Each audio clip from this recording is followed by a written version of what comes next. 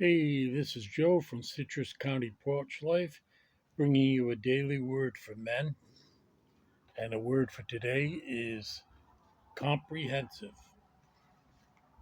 And the biblical quote is God is able to provide you with every blessing in abundance, so that always having enough of everything, you may share abundantly in every good work.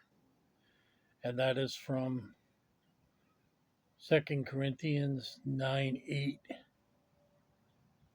NRSV, New Revised Standard Version. And here's the commentary. If someone did not know anything about God, but read the Bible, studied all that God did, and then compared it with how Christians live, would they wonder if God really saved us? Is He really enough?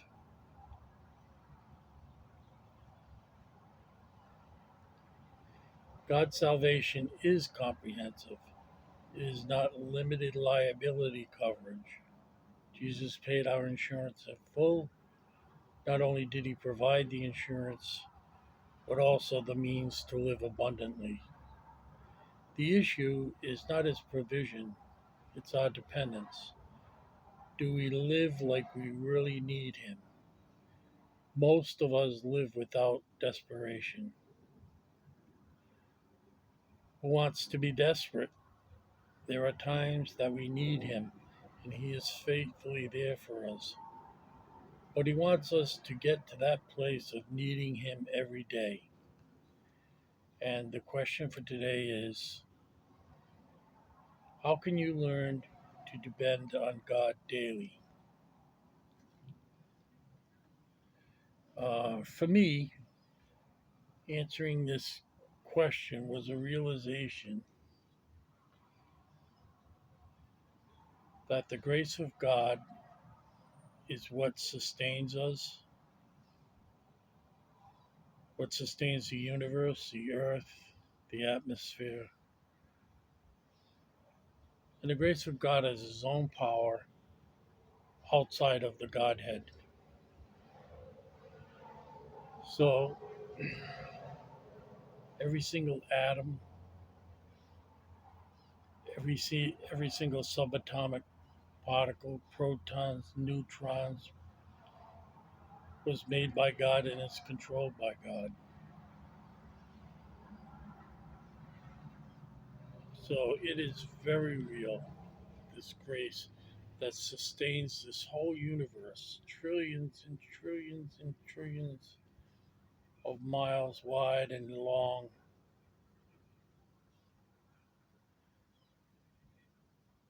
And we do need Him. We need Him for this to stay in existence. And He's told us that at the end of time, He will make everything right again. He will change the world and the universe.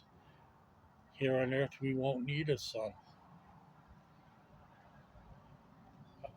In our limited understanding, I can't even imagine what that would be.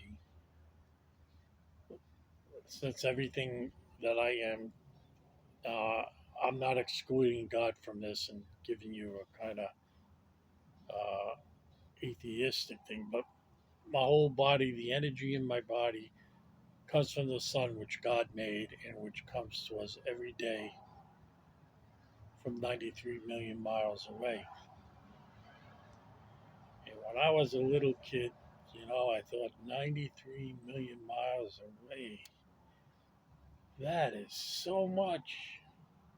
Because I'd asked my father, if I could walk in space, how long would it take me to get to the sun? He didn't know. He didn't know the answer. And then when you think the solar system, and then beyond the solar system, the billions and billions and billions of other solar systems spread out across the universe. So, all sustained by the grace of God, His own divine power, sustaining something external to His Godhead because He loves us. And I think another way we can learn to depend on God daily, and I've never made a secret of the fact that I am in AA. I've been sober 33 plus years. And one of the principles we hold to is that my life is unmanageable and that I need God to manage it. So every moment of my existence, I need God to manage me. I used to be of the opinion, and this came from my parents and my teachers in school, because I did very well. You got a good brain, figure it out for yourself. You don't need help. You don't have to bother God. Uh, stuff like that. And so I'm a little kid. I said, okay. And I'd spend 2 or 3 hours on a math problem. And so I kind of got that if I work hard enough at something, I can conquer anything. And that's a nice phrase. But there are a lot of things I can't conquer. I can't do anything about a solar system 14 trillion miles away. So, there are things that I can't control, but God can help me, and I really believe that. And He's helped me. I couldn't control my drinking, and He's helped me stay sober for these many years. And also, stay close to God and His Word. And I would say, particularly if you have a hard time praying, you don't know how to start. Some people will say, well, just what's on your mind? Look at the Psalms. They are praise of David for, like Psalm 51 is a prayer of how sorry he is for what he did and begging God for forgiveness when he had Bathsheba's husband killed. Uh, so that the Psalms are very good. I don't think you could go wrong with the Psalms. Uh, Throughout history, all the Christian fathers uh, relied on the Psalms because it was a natural flow from when Christianity was mainly Jewish. If you go to a Jewish summer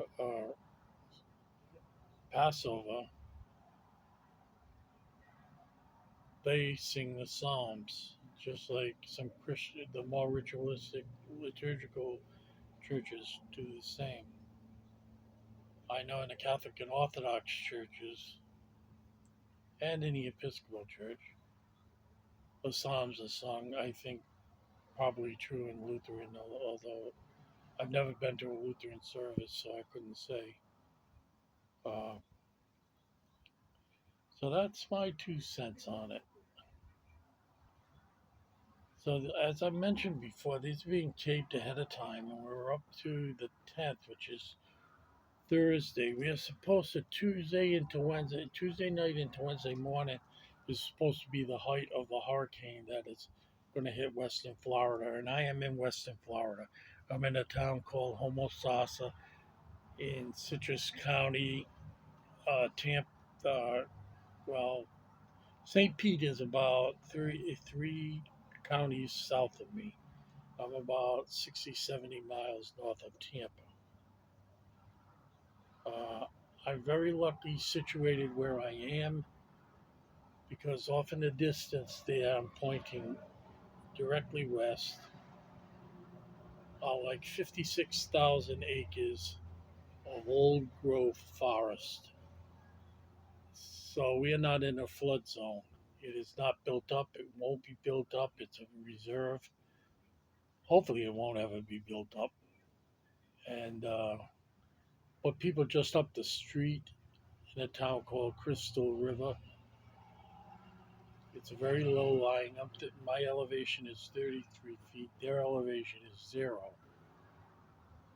And they flooded in Helene, flooded very badly. And now the hurricane will hit, and they haven't even got rid of the items they put on the street for collection. They had to wait until all the water's receded, and there's just so many trucks to go around. The trucks up here, they have trucks down in the Tampa area that was inundated because of the storm surge.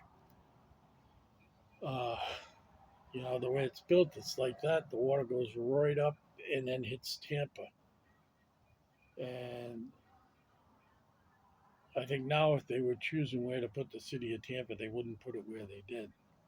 It reminds me of my hometown, Providence, Rhode Island, which is right at the head of Narragansett Bay. And they've had terrible, terrible storm surges.